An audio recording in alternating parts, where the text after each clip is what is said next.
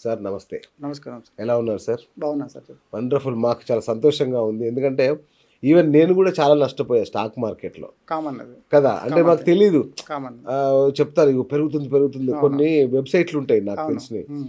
Money control money control అది చాలా చూసి ఉన్నాయి. చేస్తామన్నమాట. అవును. కానీ అవి ఆ స్పైక్స్ ఏంటో అవి ఎటో తిరుగుతుంటాయి ఏమో. హ్మ్. పొద్దున్న లేసినప్పుడు పెట్టి సాయంత్రం చూసరికి మొత్తం డమాల్లో పడి ఉంటాయి. కరెక్ట్ అది. కరెక్ట్. సో ఏంటి అసలు స్టాక్ మార్కెట్ అనేది ఏమన్నా మాయాజాలమా? మమ్మల్ని మాలాంటి అమాయకుల్ని మోసం చేయడానికి వలబడ్డారా ఎవరైనా? అది మాయాజాలం కాదు యాక్చువల్‌గా. అర్థం కాకపోతే ఏదైనా గ్యాంబ్లింగే. ఓకే. ఇప్పుడు మీడియా బిజినెస్ ఉంది. మీడియా బిజినెస్ నాకు అర్థం కాదు. అవును. అది నాకు అవును. గ్యాంబ్లింగే అవుతది. అవును. కరెక్ట్. ఇప్పుడు ఎవరో ఒక టీ షాప్ బాగా నడుస్తుందని చెప్పేసి నేను టీ షాప్ పెడతా అనుకుంటే ఎగ్జాక్ట్‌లీ. నాకు అర్థం కానప్పుడు అది గ్యాంబ్లింగే అవుతది. స్టాక్ మార్కెట్ కూడా అంతే. ఓకే. స్టాక్ మార్కెట్ అనేది ఇది అక్కడ మనీ ఉంది మొత్తం. ఓకే. ప్రపంచం మొత్తం కావాల్సిన మనీ ఒక దేశంకి సంబంధించిన మొత్తం ఆర్థిక వ్యవస్థ మొత్తం యొక్క దానికి సూచిక అది. ఇండెక్స్ అనేది ఒక సూచిక అది. అది బాగుంటేనే దేశం బాగున్నట్లక. కరెక్టే. నాకు తెలిసి 90% మంది నష్టపోతారు స్టాక్ మార్కెట్‌లో. నష్టపోతారు. 10% మంది మాత్రమే బాగుపడతారు. ఉమ్. ఇది మరి ఎవరి మా లోపమా? వ్యవస్థ లోపమా? నాకు అర్థం అంటే కాదు. అందరికి డబ్బులు ఉన్నాయి అక్కడ అంతా అందరికి తెలుసు. కానీ ఎట్లా తీసుకోవాలి ఫస్ట్? అచ్చా. సముద్రంలో నీళ్లు ఉన్నాయి. ఆ చెంచాతో తీసుకోవాలా, బకెట్ తీసుకోవాలా, అసలు చేతితో తీసుకోవాలా, దేంతో తీసుకోవాలి? మనకి తీసుకునే పద్ధతి ఏంటి అసలు యాక్చువల్‌గా? ఓకే. ఓకే. అసలు తీసుకునే కెపాసిటీ ఉందా లేదు అసలు యాక్చువల్‌గా? రైట్. ఆ వాటర్ అయితే తాగలేం కదా. అవును. మనీ ఉంది. బట్ ఆ మనీకి సంబంధించి తీసుకునే తెలివి ఏదైతే స్కిల్ ఉందో ఆ స్కిల్ ఉందా లేదా అనేది మీకు ముఖ్యం. ఓకే. స్టాక్ మార్కెట్ అనగానే నా దగ్గర డబ్బులు ఉన్నాయి, ట్రేడింగ్ అకౌంట్ ఫ్రీగా వస్తుంది ఫస్ట్. అవును. ఇప్పుడు జీమెయిల్, వాట్సాప్ ఎట్లా ఫ్రీగా వస్తుందో అవును. ట్రేడింగ్ అకౌంట్ బ్రహ్మాండంగా. అవును. ఏం డబ్బులు పెట్టకుండా ట్రేడింగ్ అకౌంట్ మళ్ళీ వస్తుంది. పైసల్లోనే కమిషన్ అంటారు. చిన్న అంతే. పైసల్లో కమిషన్ అంటే ఆ పైసలనే చాలా పెద్ద బిజినెస్ ఉంటుంది. అవును. చాలా పెద్ద బిజినెస్ ఉంటుంది అవును. అట్లా. రైట్. అట్లాగే మాకు టిప్స్ వస్తుంటాయి. ఆ టిప్స్ మీదనే చేస్తుంటాం. నిజంగా ఆ టిప్స్ మీద నేను చాలా మంది నాకు ఫోన్ చేసి అడుగుతుంటారు. ఒకసారి చేశాను కదా ఉమ్. సార్, మీకు నెలకి 60,000 గ్యారంటీ సార్. జస్ట్ ఒక 2 లక్షలు పెట్టండి, 3 లక్షలు పెట్టండి, మీకు టిప్స్ పంపిస్తాం అంటారు. టిప్స్ ఇస్తారు కరెక్టే. ఆ, టిప్స్ మీకే సిస్టమ్ ఉంది, అన్ని సెటప్ ఉంది. టిప్స్ మీరే వాడుకోవచ్చు కదా. ఓకే. నాకెందుకు ఇస్తున్నారు టిప్స్? ఎగ్జాక్ట్లీ. ఇది నేను అడిగా కూడా కొందరిని.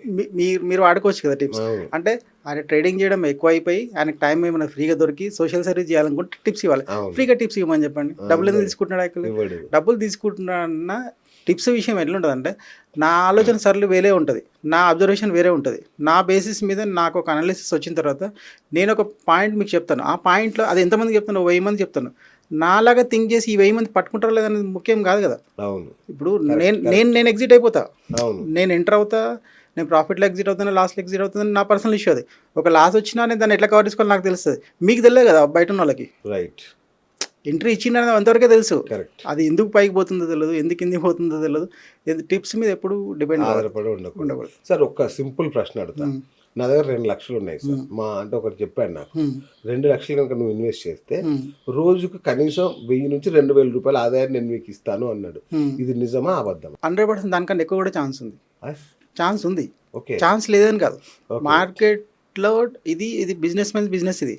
అందులో మనీ ఉంది. ఆ మనీని తీసుకునే పద్ధతి తెలియాలి మనకి ఫస్ట్. అచ్చా. ఆ ఓకే. 2000 తీసుకుంటావా, 200 తీసుకుంటావా, ఇంట్రాడేలో ఇంట్రాడేలోనే తీసుకునే ఛాన్స్ ఉంది అని నేను చెప్తున్నాడు. 1000% ఛాన్స్ ఉంది. అవునా? అది ఎట్లుందో కూడా నేను చెప్తాను మీకు. అది ఓకే. సూపర్. ఛాన్స్ లేదంటే వేరే విషయం. ఓకే. బట్ దానికి ఒక డిసిప్లిన్డ్ స్కిల్ ఏదైతే ఉందో ఆ స్కిల్ని మనం ఏం చేసుకోవాలి యాక్చువల్లీ, దాని స్కిల్ నేర్చుకోవాలి, దాన్ని బాగా సానబట్టాలి యాక్చువల్లీ. ఓకే. అది లేకుండా మనం 2 లక్షలు కాదు, ఈరోజు 2 కోట్లైనా మీరు తెచ్చిస్తారు. అవును. కానీ తీసే కెపాసిటీ ఎవరికి ఉండాలి? ఎగ్జాక్ట్లీ. ఆ టెక్నిక్ కావాలి కదా. కరెక్ట్. ఇప్పుడు మార్కెట్ పెరుగుతుంటది, పడిపోతుంటది కదా. పెరిగిన మార్కెట్ ఉన్నప్పుడు కూడా చాలా మంది ఇన్వెస్టర్లు నష్టపోతుంటారు. ఎట్లా దాన్ని పట్టుకోవడం నాకు ఇప్పటికీ అర్థం కాలేదు. ఇప్పుడు పెరుగుతుంది అంటే రన్నింగ్ ట్రైన్ ఎక్కుతున్నట్టు లెక్క. అచ్చా. ఓకే. రన్నింగ్ బస్ అది ఎక్కడానికి slip అవ్వచ్చు, యంగ్ ఏజ్లో 17-8 ఇయర్స్ ఉన్నప్పుడు మీరు రన్నింగ్లో పోయి పట్టుకోగలుగుతారు అనుకుందాం. అదే 30 ఇయర్స్ 40 ఇయర్స్లో మీరు పట్టుకోలేరు యాక్చువల్గా. రన్నింగ్ బస్ రన్నింగ్ ట్రైన్ అనేది ఎప్పుడు డేంజర్ యాక్చువల్గా. అది ఎందుకు రన్ అవుతుంది అసలు యాక్చువల్గా? దానికి చాలా బిహేవియర్స్ ఉంటాయి. ప్రైజ్ రన్నింగ్తో పాటు దానికి ఓపెన్ ఇంట్రెస్ట్ అనే ఒక కాన్సెప్ట్ ఉంటుంది. ఓకే. దాంతోపాటు ఓపెన్ ఇంట్రెస్ట్ పెరుగుతుందా తగ్గుతుందా? అది ఓపెన్ ఇంట్రెస్ట్ తగ్గితే కూడా ప్రైస్ పెరుగుతుంది. ఓపెన్ ఇంట్రెస్ట్ అని ఉంటుంది. అచ్చా. ఓపెన్ ఇంట్రెస్ట్ అంటే లైవ్ కాంట్రాక్ట్స్ ఆప్షన్ చేయని డేటాలో ఉంటాయి యాక్చువల్ మనకి. ఓకే. ఆ డేటా పెరిగితే కూడా ప్రైస్ పెరుగుతుంది. అది పెరిగితే ప్రైస్ పెరగడం అనేది డైరెక్ట్ ప్రపోర్షనేట్ యాక్చువల్గా. అది మార్కెట్ బుల్ రన్లు ఉన్నట్లుగా. అది తగ్గుతూ కూడా ప్రైస్ పెరుగుతుంది. తగ్గుతున్న ప్రైస్ ఎప్పుడు పెరుగుతుంది అంటే మీరు 100 కొన్నారు యాక్చువల్గా. సింపుల్ లాజిక్ చెప్తున్నా. 200 వరకు మీ టార్గెట్, 200 వరకు వచ్చిండ్రు. వచ్చినప్పుడు మీరు ఎగ్జిట్ అవుతారు. మీరు ఎగ్జిట్ అయ్యేటప్పుడు మీరు షార్ట్ చేసారు అనుకుందాం మార్కెట్ లేకపోతే మీరు ఎగ్జిట్ అయ్యేటప్పుడు మార్కెట్ పెరుగుతుంది. అది షార్ట్ బిల్డప్ నుంచి షార్ట్ కవరింగ్ కింద కౌంట్ చేస్తారు యాక్చువల్గా. షార్ట్ కవరింగ్ ఏంటంటే ఇంతకుముందుకు ఎవరైతే దాన్ని లో లెవెల్కి పడుకుంటూ వచ్చిన మార్కెట్ ఉంటుంది కదా, ఆ పడుకున్న మార్కెట్ని మీరు అప్పుడు సెల్ చేసి ఇప్పుడు బై చేస్తారు కదా, బై చేస్తే మార్కెట్ కొంచెం టైంకి 15 minutes 20 minutes లేకపోతే పెరుగుతుంది. ఆ పెరిగినప్పుడు కూడా మార్కెట్ పెరుగుతుంది. కానీ దేనివల్ల పెరుగుతుంది? అది మీరు ఎగ్జిట్ అవ్వడం వల్ల పెరుగుతుంది మార్కెట్. అది మామూలు రీటైలర్ ఏమనుకుంటాడు, మార్కెట్ వచ్చి అరే ఇక్కడ నుంచి బూమ్ ఇక్కడ నుంచి రివర్స్ అవుతుందని అనుకుంటాడు, మళ్ళీ అక్కడ ట్రాప్ అవుతాడు. అట్లా నిజంగా గందరగోళంగానే ఉంది.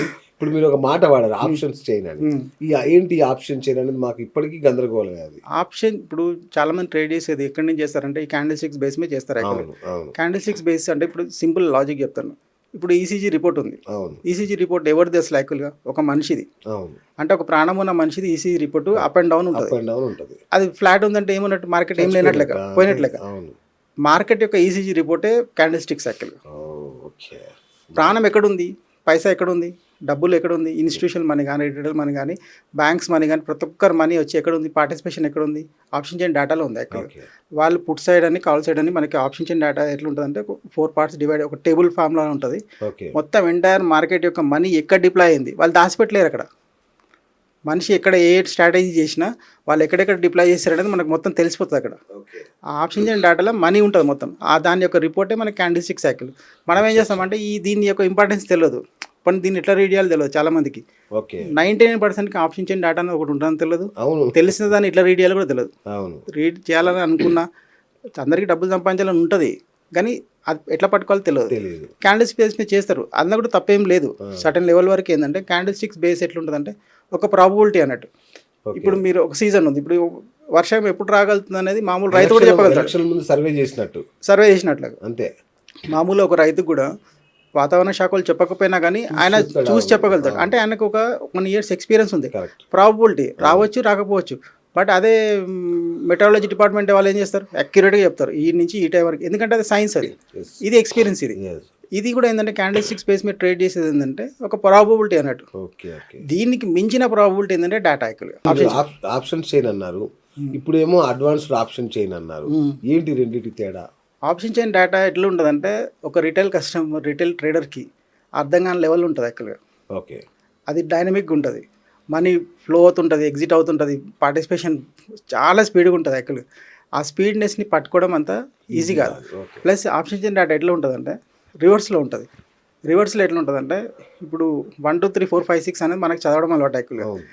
మనం ఇప్పుడు నిఫ్టీ తీసుకుందాం, హైయర్ స్ట్రైక్ ప్రైస్ వచ్చి కింద ఉంటుంది, 24,600 కింద ఉంటుంది, 700 మళ్ళీ దాని కింద ఉంటుంది, 800 దాని కింద ఉంటుంది. లోవర్ స్ట్రైక్ ప్రైస్ ఎక్కడ ఉంటుంది? పైన ఉంటుంది. బట్ మనకేం అలవాటు, ఇప్పుడు మనం ఉండే ఫ్లోర్ ఎక్కడ ఉంటుంది? కింద ఉంటాం. మన పైన ఉన్నాడు మనకు సేఫ్టీ ఏమనుకుంటాం? నా సీలింగ్ నా సేఫ్టీ, అంటే అది నా రెసిస్టెన్స్ లాగా. మార్కెట్ ఎక్కడ వరకు పోగలుగుతాను రెసిస్టెన్స్ అనేది నా అప్పర్ స్ట్రైక్ ప్రైస్ ఎక్కడ ఉండాలి? నాకు పైన ఉండాలి. నేను ఉండే భూమి ఏదైతే ఫ్లోర్ ఉందో అది నాకు కింద ఉండాలి యాక్చువల్గా. అట్లా కింద ఉండదు, ఉల్టా ఉంటుంది. ఆ ఉల్టా డేటాని చదవాలి ఫస్ట్. ఆ ఉల్టా డేటాలో 3 కాంపోనెంట్స్ ఉంటాయి. చాలా ముఖ్యమైన కాంపోనెంట్స్ ఏంటంటే వాల్యూమ్ ఒకటి ఉంటుంది, ఓపెన్ ఇంట్రెస్ట్ ఒకటి ఉంటుంది, ఓపెన్ ఇంట్రెస్ట్ చేంజ్ ఒకటి ఉంటుంది. ఈ 3 కాంపోనెంట్స్ ఏం చేస్తున్నాయి యాక్చువల్గా? 3 కాంపోనెంట్స్ ఒక సైడ్ చూస్తే సరిపోదు, మళ్ళీ కాల్ సైడ్ కాంపోనెంట్స్ ఏం చూస్తున్నాయి చూడాలి, పుట్ సైడ్ కాంపోనెంట్స్ ఏం చూస్తున్నాయి చూడాలి. అంటే మొత్తం కలిపి ఎన్ని చేస్తారు యాక్చువల్గా? ఇక్కడ 3 అక్కడ 3 కలిపి 6 చూస్తారు మొత్తం. ఈ 6 ఏం చేస్తున్నాయి యాక్చువల్గా? వీళ్ళ డైరెక్షన్ ఎటువైపు? దీన్ని పట్టుకోవడం అంత ఈజీ కాదు మామూలు ఆప్షన్ చైన్ డేటాకి. అదే మనకు అడ్వాన్స్ ఆప్షన్ చైన్ డేటాలు ఏంటంటే ఈజీగా ఒక రీటైల్ ట్రేడర్ వచ్చి ఫస్ట్ చూడగానే ఆయనకి 24,400 ఫస్ట్ స్ట్రైక్ ప్రైస్ కనిపిస్తుంది, దానిపైన స్ట్రైక్ ప్రైస్ 24,500 పైన కనిపిస్తుంది, 600 పైన కనిపిస్తుంది. అప్పుడు ఈజీగా తన మైండ్కి ఏమవుతుందంటే 600 అనేది రెసిస్టెన్స్ ఇక్కడ, 200 అనేది సపోర్ట్ ఇక్కడ అని ఈజీగా తెలుస్తుంది. ప్లస్ దీంతో పాటు ఏంటంటే మనం కాల్ సైడ్ పుట్ సైడ్ వచ్చి కలర్ కోడింగ్ ఇస్తాం యాక్చువల్గా. చాలామంది అనుకుంటారు కాల్ సైడ్ డేటా పెరుగుతుందంటే మార్కెట్ పెరుగుతుంది అనుకుంటారు. మార్కెట్ కాల్ సైడ్ డేటా పెరుగుతుందంటే పెరుగుతున్నారు కాదు, ఆ రెసిస్టెన్స్ ఇంకా స్ట్రాంగ్ చేస్తున్నట్లుగా. పుట్ సైడ్ డేటా పెరుగుతుందంటే ఇంకా మార్కెట్ పడిపోతుంది అనుకుంటారు, పడిపోవడం కాదు, అది ఆ లెవెల్ని ఇంకా స్ట్రాంగ్ చేస్తున్నట్లుగా. అంటే మనం అర్థం చేసుకున్న సిస్టమ్ రాంగ్ ఉంది ఫస్ట్. ప్లస్ ఇంకేంటంటే ఈ 24,200 నుంచి డేటా వీళ్ళు ఈ ఎవరైతే బిగ్ ప్లేయర్స్ ఉన్నారో స్మార్ట్ మనీ ఉందో వీళ్ళు పైకి తీసుకెళ్ళడానికి ట్రై చేస్తున్నారా, కన్సల్టేట్ చేయడానికి ట్రై చేస్తారా, ఏం చేయడానికి ట్రై చేస్తారా అనేది మొత్తం మనకు గ్రాఫికల్ రిప్రజెంటేషన్ ఉంటుంది. ఈజీగా అది మనం ఎట్లా రీడ్ చేయాలి, ఎట్లా పట్టుకోవాలి, దాని మూమెంట్స్ వాళ్ళ ఫుట్ ప్రింట్స్ ఇవ్వకుండా మార్కెట్ని అయితే మూవ్ చేయలేరు. ఊరికే గాల్లో మాత్రం మార్కెట్ మూవ్ కాదు, ఆ మూవ్ అయ్యే ముందులో మనకు తెలుస్తుంది, మూవ్ అవ్వబోతున్నప్పుడు తెలుస్తుంది, అయినాక కూడా తెలుస్తుంది. ఓకే. అన్నీ మనకి అడ్వాన్స్ ఆప్షన్ అనేది తెలుస్తాయి.